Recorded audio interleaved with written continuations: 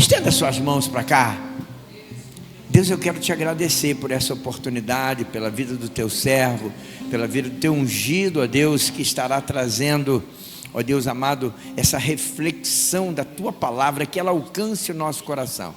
E que nós possamos, Pai amado, nessa noite, recebermos de Ti de uma forma sobrenatural.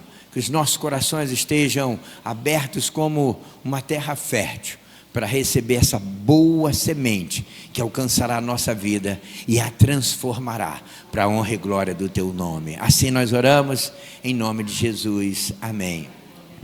35. Glória a Deus. Aproveitando que você está de pé, vos saúdo com a paz do Senhor. Vamos ler Salmos, Salmo 68, verso 6. Vamos fazer a leitura desse texto. Louvado seja o Deus, né? Está ecoando na minha voz. Santo. Está ecoando.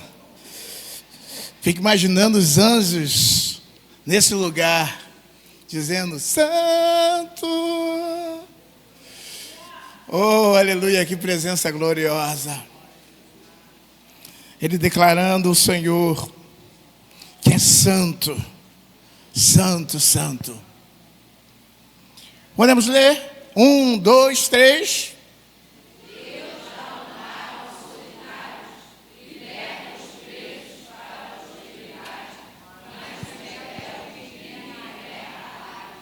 Isso, agora vamos no Salmo 113, o verso 9. Vamos fazer essa leitura também, só esse, depois você vai se assentar. Salmos 113, o verso 9. 1, 2, 3.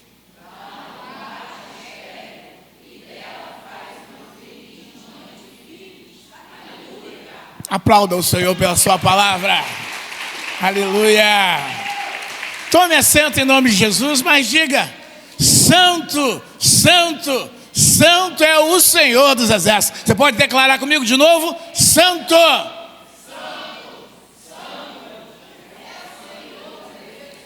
Fique imaginando Deus aqui, e Ele está, porque Ele é onipresente, ouvindo você falar dessa maneira. Como seria a reação dele? Como seria a reação do eterno, do onipotente, do todo-poderoso, estando aqui e ouvindo você declarar para ele dessa maneira? No ano que morreu o rei Uzias, Isaías teve uma visão. Ele teve uma visão. E os serafins voavam, eles tinham asas, com duas cobriam seus ossos, com duas cobriam seus pés, e com duas voavam. E clamavam um para os outros, dizendo: Santo! Santo! Santo é o Senhor dos exércitos! Ah, Ele é santo, santo, santo. Seja adorado, Deus, a nossa vida, esse momento de engrandecer, de bendizer, de exaltar esse Deus, porque você tem algo bem precioso, e a importância da sua família. A sua família é um bem precioso. E esses dias de Glória Week, o Senhor vai falar muito sobre o seu coração, sobre esse tema chamado família, porque família é o projeto de Deus. Família só se chama família porque Deus escolheu esse projeto. Deus planejou que o homem não vivesse só. E nesse planejamento de Deus, no núcleo familiar, Ele escolhe um homem e uma mulher, e a partir daí dá presentes maravilhosos que se chamam filhos. E esses filhos passam a ser cuidados pelos pais, mas não são dos seus pais, porque os filhos são herança do Senhor. E você pode dar glória a Deus, porque o teu filho é herança do Senhor. E se você quer filho, você também é herança do Senhor. Já parou para perceber que você não é um qualquer? Você, sendo filho, você é herança. E se você é pai, você um dia foi filho e é herança do Senhor também. Então aplauda o Senhor, porque você é herança, herança dele. Aleluia! Glória a Deus, porque Deus permitiu essa união e gerou os filhos preciosos, né? Hoje eu fiquei muito envaidecido, mas aí depois Deus me lembrou. Todo mundo falando que meus filhos são lindos, né? Também vai puxar o pai, né? Tem que ser lindo, não é mesmo, irmãos? Todo mundo falando que meus filhos são maravilhosos. Graças a Deus que puxou a mãe, né? Glória a Deus. Todo mundo falando para mim que meus filhos são lindos, são lindos. Eu comecei a imaginar, eu falei, Deus, eles são lindos mesmo. Aí Deus me fez lembrar. Eles não são seus. Eles são herança minha. Eu glorifiquei a Deus, porque entendi, porque se eles são de Deus, quem pode guardar como o Senhor? Quem pode livrar como o Senhor? Quem pode abençoar como o Senhor? Quem pode fazer prosperar como o Senhor? Ninguém. Engraçado a gente entender isso.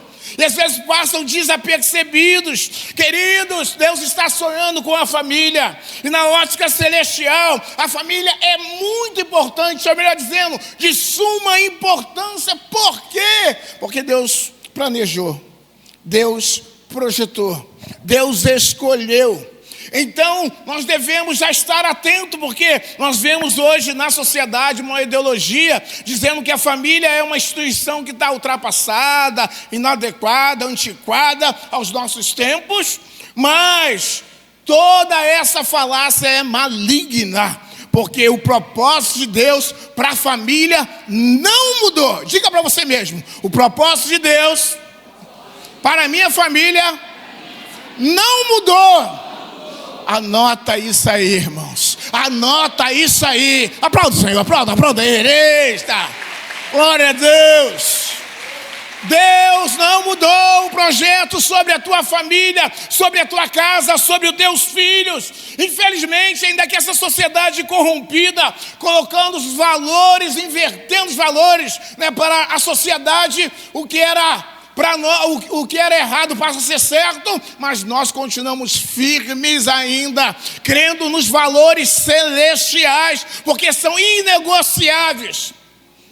Esses valores celestiais, queridos, ainda que o mundo diga que é o nosso pensar, que o nosso agir ainda é inadequado, eu quero te dizer uma coisa: Deus não mudou, não mudou.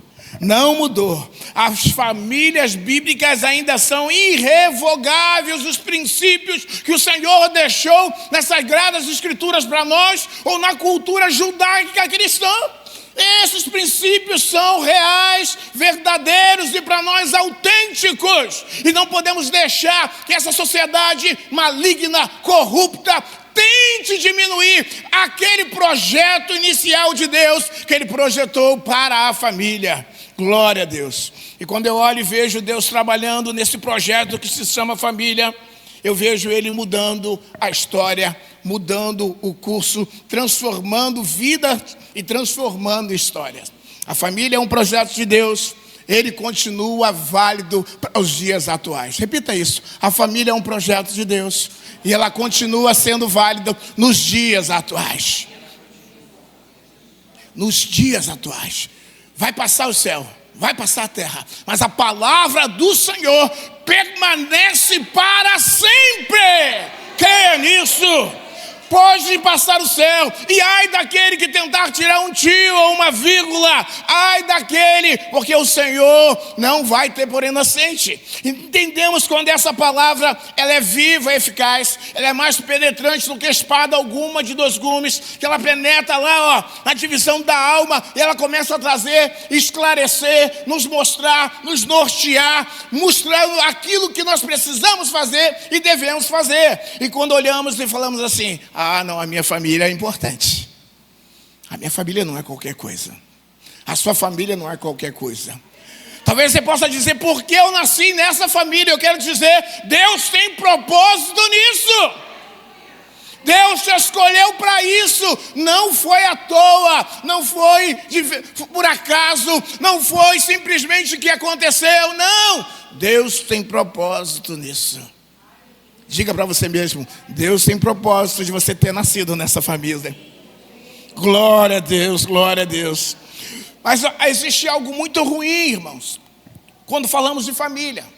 Existe, e precisamos tirar essa avaliação sentimental, porque o sentimento é muito ruim. Porque às vezes o sentimento, ele varia. Ele é oscilante. Uma hora você está bem, outra hora você não está bem. Eu não quero me ater a esse tema, mas eu quero dizer para você que às vezes você gostou de uma coisa, ou às vezes você não gostou de outra coisa. Às vezes até a comida que foi feita você gostou e não gostou no outro dia da mesma comida. Então o nosso sentimento, ele oscila muito, muito, muito, muito. Então nós não podemos nos basear os valores de uma família real naquilo que sentimos só. Já imaginou? Que de repente quando acontece uma coisa boa e é muito bom, você fica bem alegre. Mas às vezes nossas famílias não são perfeitas e acontecem coisas ruins. Às vezes a disciplina, a rigidez, de repente o falar, a frieza, vem sobre a família. E aí, se ela está baseada no sentimento, o que vai acontecer? Essa família agora é ruim. Essa família agora não presta. Essa família não é para mim. Mas foi a família que Deus projetou para você. Foi a família que Deus escolheu para você. Foi Ele que escolheu. O homem, hoje em dia, escolhe a mulher. A mulher, hoje em dia, escolhe o homem. Mas a família você não escolhe. Deus não te deu opção, porque tem propósito nisso. Ele não te deu opção porque Ele sabe o que Ele vai fazer, está fazendo e há de fazer mais e mais ainda através de você. Então, quando nós compreendemos melhor isso e não somos guiados pelos sentimentos negativos, porque os positivos são esquecidos, a gente precisa usar o que Lamentações fala para nós. Quando tiver um sentimento ruim, uma coisa que não vale a pena, e você vê que aquilo machucou você, traz à memória aquilo que pode te dar esperanças. Os sentimentos bons, os momentos bons. Você precisa ter o contraponto. Não pode estar tudo só ruim. Será que nunca foi bom? Traz à memória aquilo que te traz a esperança. Traz à memória aquilo que faz você sonhar, que faz você brilhar. Lembra dos momentos de felicidade? Lembra dos momentos que você brincou? Aquelas férias maravilhosas, aquelas brincadeiras que você fizeram, aqueles momentos de glória que você teve em casa. Que maravilha! Você precisa fazer isso, por quê? Senão você vai ser levado pelas circunstâncias. E geralmente o negativismo opera nessa hora e o diabo entra nessa brecha e te afasta do seio da família, do cerne da família. Então não podemos ter essa avaliação simplesmente sentimental. Nós queremos que você traga à memória aquilo que pode te dar esperança. Então quando vier algum pensamento negativo sobre a tua família, sobre os pais, sobre os filhos, sobre qualquer um, lembre de uma coisa: dos pensamentos que Deus tem sobre você são pensamentos de paz e não de mal. Aquele que te ama, poderoso, e planejou a tua vida e fez que você nascesse nessa família é porque tem algo contigo e não é simplesmente fruto do acaso. Quando eu começo a ver nesse texto e falar da importância da família, e olhando para essa importância, eu lembro da salvação. E vejo que a salvação é individual, realmente, mas ela tem um propósito familiar. Eu queria ver com vocês alguns personagens bíblicos que possam nos mostrar isso para basearmos naquilo que estamos falando. Por quê? A salvação é individual, mas o propósito da família ser salvo é familiar. E Deus começa a falar conosco assim, dessa maneira poderosa. Lembrando do texto de Noé, lá em Gênesis 6, no versículo 17 e 18, Noé chama a atenção de Deus. Se não quiser colocar, não precisa não, depois eles procuram quando chegar em casa. Noé chama a atenção de Deus, e chamando a atenção de Deus pela sua integridade, por ser justo, mas o livramento acontece a toda a sua família, a todos os que estão ali. O livramento não é só para Noé, esse livramento chega para toda essa família. Então quando eu começo a ver que o Deus está falando com Noé, Noé é tipo louco da sua geração, vai fazer algo onde nunca ninguém fez, vai fazer algo para que nada do que aconteceu e já tinha acontecido antes, não tinha nenhuma experiência dessa, então era o louco daquela geração. E apesar disso, esse louco também salva a sua família. A família de Noé é abençoada. A família de Noé é salva devido à sua postura, devido a Noé estar na brecha, devido a Noé estar ouvindo a Deus, Noé está em um relacionamento íntimo com Deus. Deus salva não só Noé, mas também salva a sua casa. Então eu quero te dizer uma coisa: não se canse de orar, não se canse de pedir, não se canse de buscar, porque Deus tem propósito para a tua família. Mateus 7,7 diz, né? Pedi e dá-se-vos-á, buscar e encontrarei, batei e a porta se abrirá, porque aquele que pede recebe, aquele que busca encontra, aquele que bate se abre. Não se cansa, persista, insista, seja perseverante em busca daquilo que Deus tem para a sua família. Talvez muito possa dizer: não tem mais jeito, não tem solução. Ai, já fiz de tudo. Hoje nós queremos injetar fé no teu coração. Não desista, porque a tua vitória pode estar bem próxima.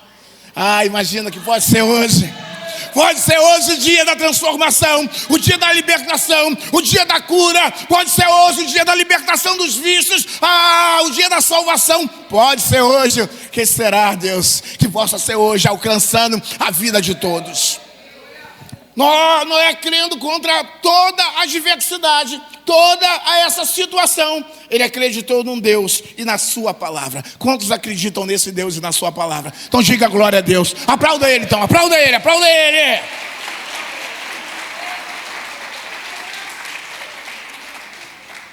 Sabendo que a salvação é individual, mas Deus ainda continua salvando famílias. Deus continua fazendo esse trabalho.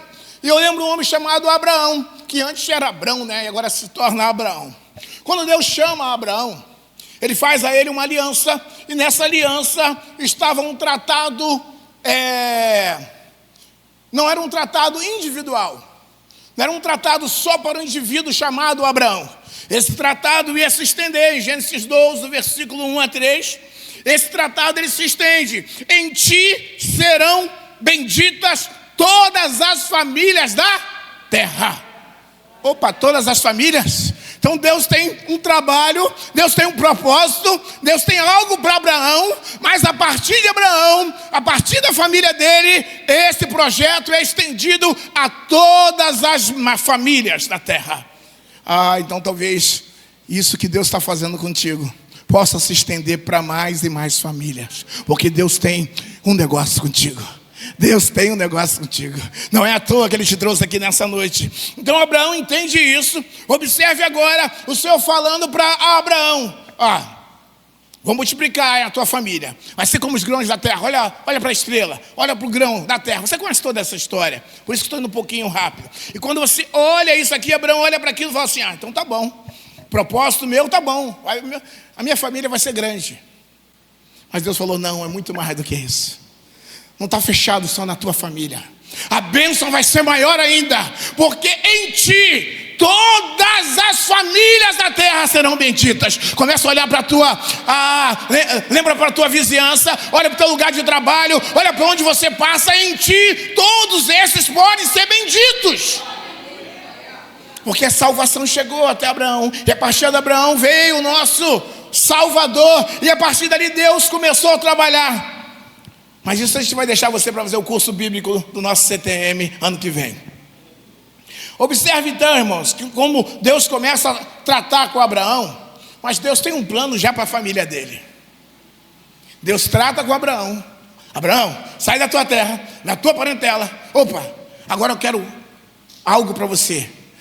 Em ti serão benditas todas as famílias. Deus está tratando com você nessa noite, porque Ele trabalha com quem está aqui. Ele não veio aqui com quem veio. Não é porque quem não está aqui, eu não veio. Não, Deus está falando contigo. Mas o teu posicionamento, a tua postura pode mudar a história da tua família, da tua casa, da tua vizinhança, da sociedade, do teu bairro, do teu país, do mundo, através de você.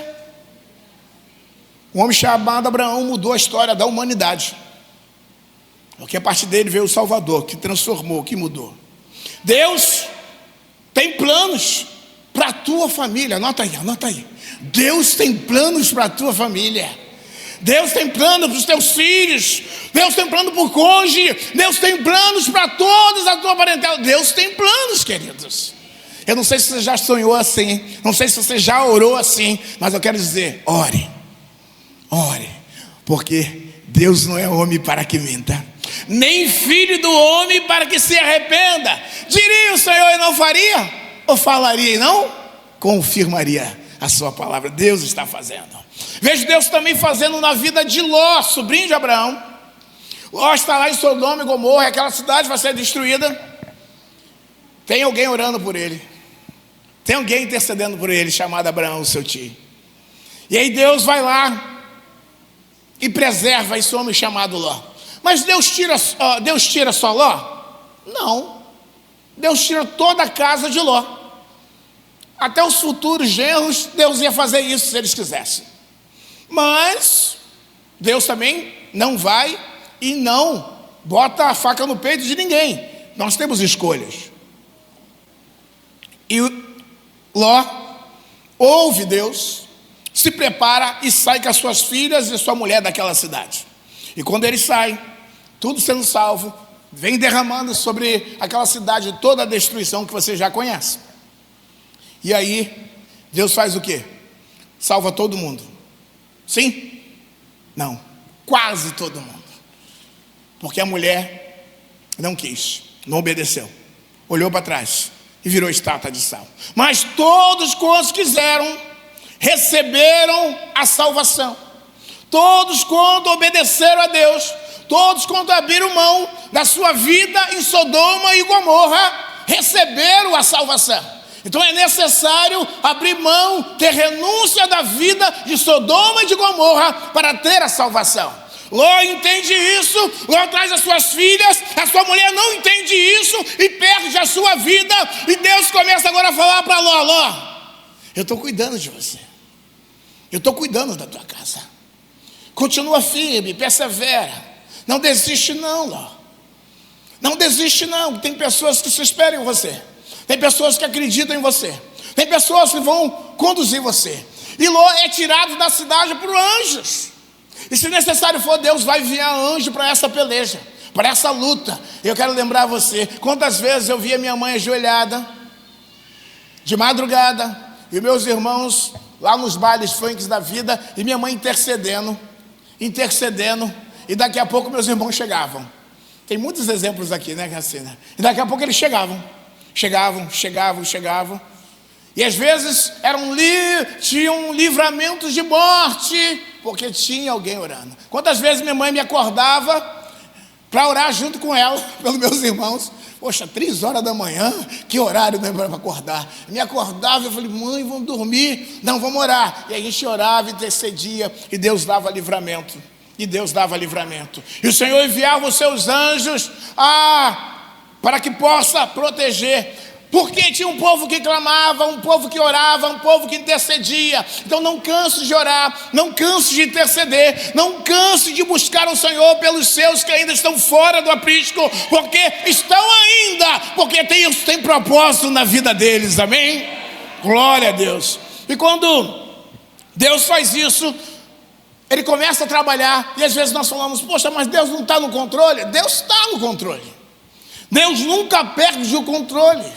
Mas o Deus estar no controle não quer dizer que Ele vai fazer aquilo como você quer, na hora que você quer, da maneira que você quer. Deus está no controle quer dizer que Ele tem todo o poder, Ele faz a hora que quiser. Deus não chega atrasado, Ele chega no momento certo. Mas às vezes é necessário passar um pouco de agúrias, passar por alguma adversidade, alguma dificuldade, para reconhecer a sua soberania, o seu poder, para entender que Ele é poderoso e é o Deus que age e opera por aqueles que nele esperam.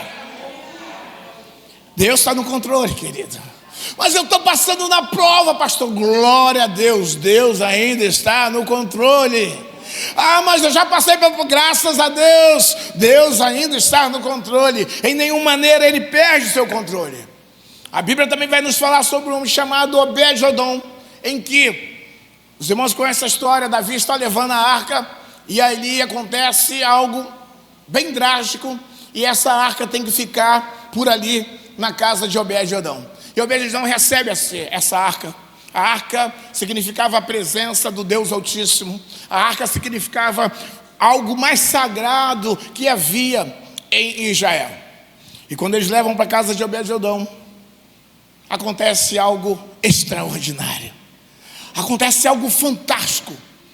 Porque quando a arca chega na casa de Obed-Edom, toda a sua casa é prosperada, é abençoada. Em todas as áreas, Obed-Edom é abençoado. Ele é abençoado e não é só a vida de Obed-Edom, mas é toda a sua casa. E Deus começa a me ensinar aqui, querido.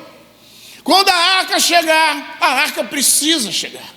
E nós já dissemos que a arca é a presença, significa a presença de Deus. Obed-Edom permitiu que a arca entrasse na sua casa, porque ele era o chefe da família. Se ele dissesse, não vai colocar aqui não, bota em outro lugar, a arca iria para outro lugar. Mas ele, não, traz a arca para dentro. Traz a arca para o seio da sua família. Traz a arca para dentro da sua casa. Ele traz a presença de Deus para dentro da sua família. Ele traz a presença de Deus para dentro da sua casa. Ele traz a presença de Deus para estar no seio, em comunhão, não só com ele, mas com seus filhos, com seus servos, com todos que estavam ali. E quando ele traz a presença da arca para o seio da sua família, acontece isso que é extraordinário. Começa a bênção vir sobre eles. O que Deus me ensina com isso, querido? Anota aí. Você pode ser o sacerdócio de lá ou não.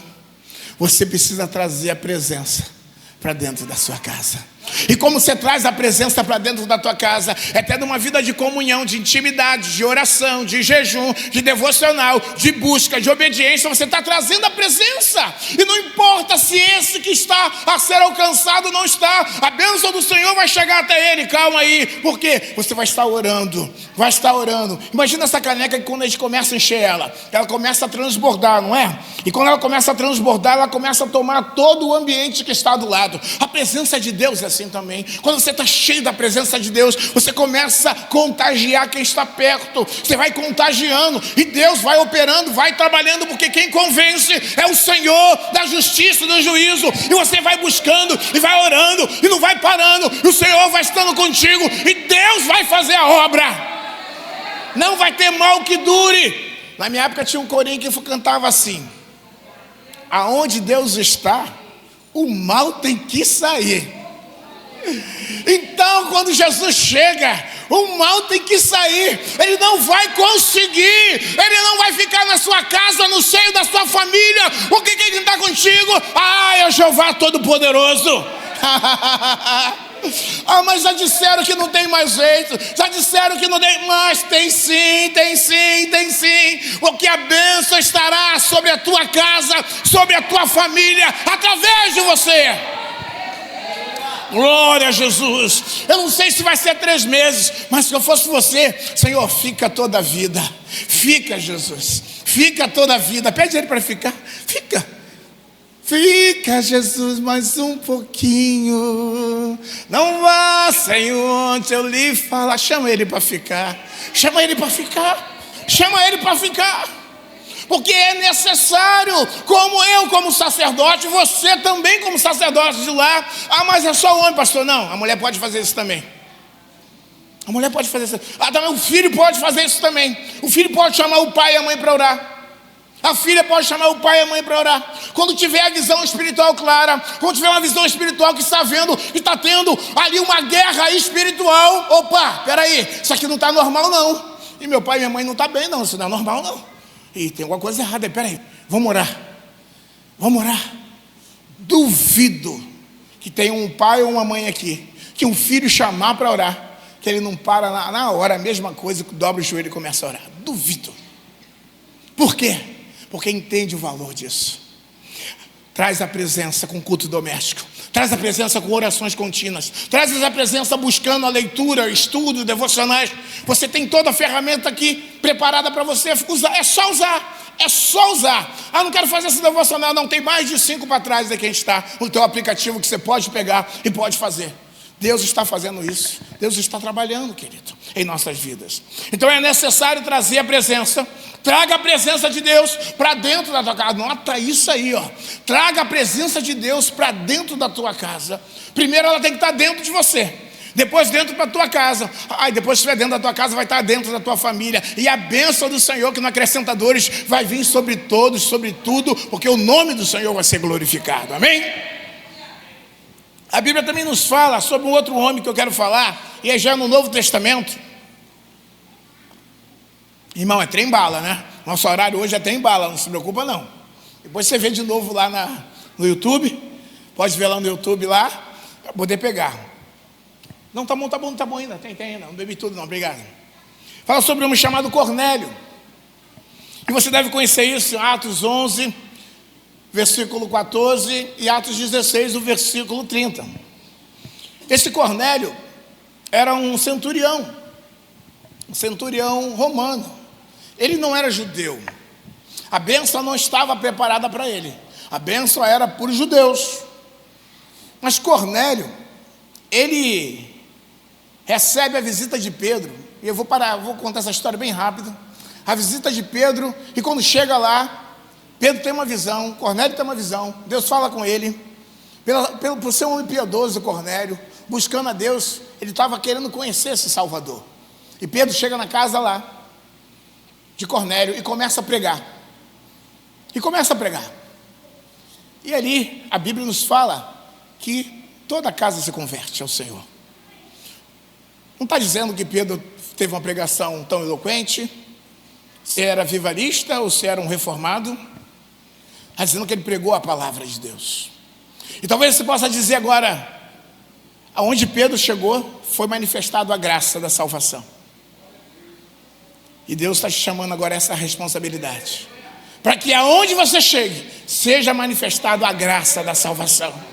Não importa o jeito, a forma, e talvez a maior pregação vai ser a tua vida, para muitos que estão te vendo.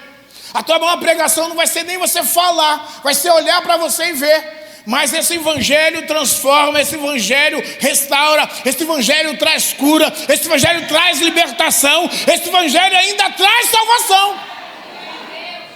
E quando você fala do evangelho, porque para aqueles que perecem pode ser bobeira, mas para nós que cremos, esse evangelho é o poder de Deus.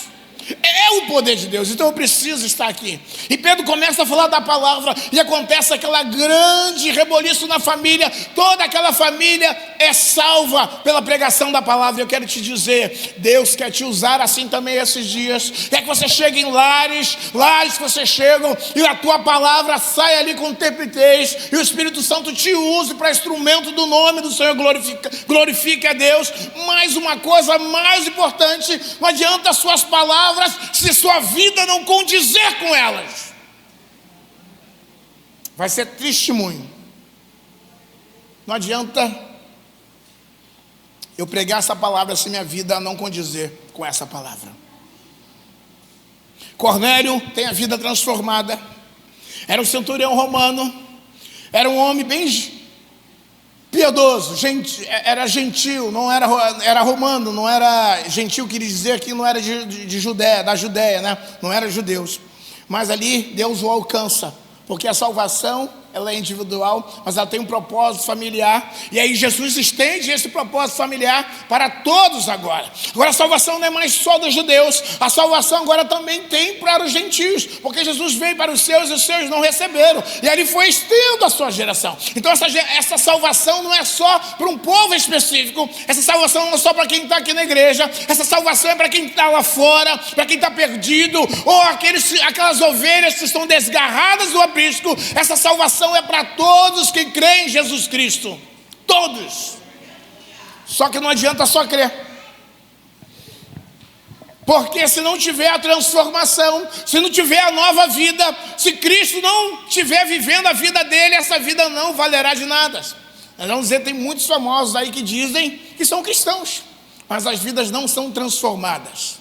As vidas não são renovadas. As vidas não são igual à vida de Cristo. Então não adianta ter falácias, não adianta ter palavras belas, se não tiver atitude de nova criatura. Eu preciso renunciar à minha vontade, renunciar àquilo que eu acho, o meu achismo, para cumprir o desejo de Deus. Lembra do jovem rico? Conhecia os mandamentos, era um grande religioso, mas não queria abrir mão de algo. Ele não queria renunciar a algo, e é necessário renunciar a algo. Às vezes até a nossa razão, talvez nós colocamos a razão do nosso lado, e essa razão está atrapalhando a salvação da nossa família. A razão está atrapalhando a conversão de muitos, porque você diz que é crente, mas a razão te atrapalha, porque você quer estar certo. E Jesus ama aquele jovem e fala para ele: não, falta uma coisa. Família, falta uma coisa. Falta uma coisa. E é preciso que essa coisa se transforme e mude, e você realmente, de fato, de verdade, falar assim: não, realmente, eu preciso mudar. Eu preciso mudar. Não adianta eu ser nova criatura. Cristo veio para todos, mas eu recebi Ele e não tive mudança, não tive transformação, não sou uma nova criatura, continuo com as práticas antigas. Não vai adiantar, porque o exemplo arrasta. Exemplo arrasta. Lembra dos meus filhos ali essa semana, minha filha lembrou. Quando, não sei, vou falar que foi minha esposa, que não vou falar que foi eu, né? Quando a minha esposa colocou os dois de castigo, lá ajoelhado. Aí ela lembrou disso, né, da foto que tirou os dois lá de castigo, ficou ajoelhado lá. Lembrou disso. Não adianta ser. E minha filha falava assim, minha esposa, vou contar agora, tá? Não sou baú para guardar nada, né? Aí minha filha falava assim: mãe, a senhora só fala, a senhora nunca faz? Aí, né? Aí não, varoa, desafiou, né? Aí a mãe, né? A mãe foi lá e botou de castigo. Aí nós lembramos disso. É necessária mudança, é necessária transformação. Deus te ama do jeito que você é, mas Ele não vai te deixar desse jeito. Sabia disso? Anota isso aí. Ele quer que você seja igual ao seu filho chamado Jesus Cristo de Nazaré. Então Deus te ama, repita, Deus te ama desse jeito, mas Ele não vai te deixar desse jeito. Ele quer que você seja do jeito do seu filho chamado Jesus Cristo. Vamos aplaudir Jesus Cristo.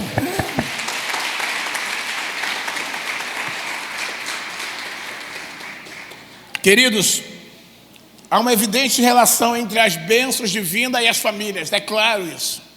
A salvação, ainda que seja individual, é um projeto de Deus para toda a família. Deus quer abençoar, Deus tem propósito nisso. Precisamos simplesmente compreender o valor divino da família. A família é a primeira instituição que foi criada. A primeira foi a família. Essa instituição que Deus planejou. Então nesse projeto de Deus, Ele colocou a família como cerne de todas as coisas e mostrando o valor que ela tem para mim e para você.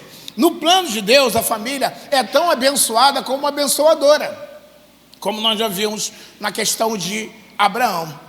Nota que a Bíblia ela fala para mim e para você, quando Deus abençoa alguém, Deus abençoa também a sua família. Anota aí, quando Deus abençoa alguém, Ele também abençoa a sua família. Então, através de você, a tua família pode ser abençoada. Através de você, a tua família, ela pode receber a bênção que não acrescenta dores. Eu vejo também aqui na palavra de Deus, quando Deus começa a mudar a história, e foi o texto que nós lemos sobre Salmo 68, verso 6. Faz com que o solitário habite em família. Deus faz algo extraordinário. Olha a tamanha importância, aquele homem era solitário, mas agora ele tem uma família. Talvez você estava solitário, mas quando você chegou aqui na redenção, você encontrou uma família. E família é chata, né? Minha família que liga, família que corre atrás, família que manda 1000 mensagens, é família chata mesmo, não tem jeito não. A gente gosta de cuidar de pessoas, a gente gosta de lidar com pessoas. Nós somos chatos também para lidar com pessoas, não tem jeito. Então você encontrou uma família, você estava solitário, mas chegou aqui e tem uma família, glória a Deus. E talvez se você ainda não tem uma família, eu quero profetizar sobre a tua vida agora. Ainda que você esteja solitário, Deus tem promessa para você, Deus tem projeto para você. As suas palavras não ficarão, Deus vai se cumprir sobre a tua vida. Creia nisso. Mas já passou um tempinho, não passou não. Creia que Deus está trabalhando, Deus está trabalhando. Melhor, você pode achar que Deus está demorando, né? Posso te dar um segredo? Deus está caprichando. Você pode dar glória a Deus? Deus está caprichando para você, meu irmão, minha irmã. Então, algo interessante que Deus, Ele não quer só abençoar você, Ele quer abençoar toda a sua família. Ele quer fazer que o solitário habite em uma terra, não seja uma terra mais árida, mas uma terra fecunda, frutífera, e ele possa ser abençoado. Faz com uma mulher estéril, agora ela não vai ser mais estéril, ela vai dar à luz, ela vai gerar, e quando ela gera, cresce algo, aumenta algo, e Deus quer fazer isso, não quer deixar você nada. A família, querido, às vezes nós imaginamos que ela já vem pronta, mas não vem. O pastor falou ontem aqui, que precisava trabalhar. A questão vem um lado de um lado, outro lado de outro, uma criação de um lado, uma criação do outro, e essa família não vem pronta, precisa afiar ferro aí para ajustar, mas elas são ajustadas, querido. Não desista com a tua família, ainda que tenha dificuldade, adversidade, ainda que venha tantos problemas, eu quero te dizer para você, o melhor lugar é estar na sua casa, no seu lar, na sua família, como lá em Noé. O melhor lugar ainda era a arca, ainda com toda as cacas que tinha lá dos animais, aquele cheiro horrível. O melhor lugar era estar dentro da arca. Então esteja dentro da arca, esteja dentro da família, tenha certeza disso. Por quê, irmão? Você tem que estar atento, porque o inimigo investe pesado, o inimigo não tem família, então por isso ele quer destruir a tua. E você vai deixar? E você vai permitir? E você não vai entrar nessa guerra, nessa batalha? Você vai deixar ele fazer o que ele está fazendo com a tua família? E você não vai orar, e você não vai para a guerra, e você não vai se preparar, e você não vai resistir. Será que você vai permitir isso? Não, nós vamos nos levantar e vamos nos posicionar, porque nós não vamos batalhar não, quem peleja por nós é o Senhor. E Ele vai entrar nessa peleja, e Ele vai entrar nessa causa, e o nome dEle vai ser glorificado, e nós vamos dizer que aquilo que era maldição se torna bênção, que aquilo que trazia dor hoje traz alegria, que aquilo que era desespero hoje traz amparo para nós, porque cremos nesse Deus. A sua família não precisa ser um fracasso, não, queridos, porque Deus tem projeto para ela. E o projeto é de coisas boas, tenha certeza disso. Tenha certeza que o seu marido vai ser uma bênção, a sua mulher vai ser uma bênção. Tenha certeza que a tua esposa, ela vai ser mais abençoada ainda e frutífera. E seus filhos são herança bendita do Senhor, e eles serão muito mais abençoados. Que os seus netos serão abençoados, que os teus casamentos serão abençoados. Creia nisso, porque os sinais vão seguir aqueles que crerem. E se você crer, Deus vai fazer o que é impossível para você fazer. Se você crer, Deus vai trabalhar daquilo que é improvável que você acha, aquilo que você não acreditava, não imaginava, Deus vai fazer acontecer. Porque a fé é essencial.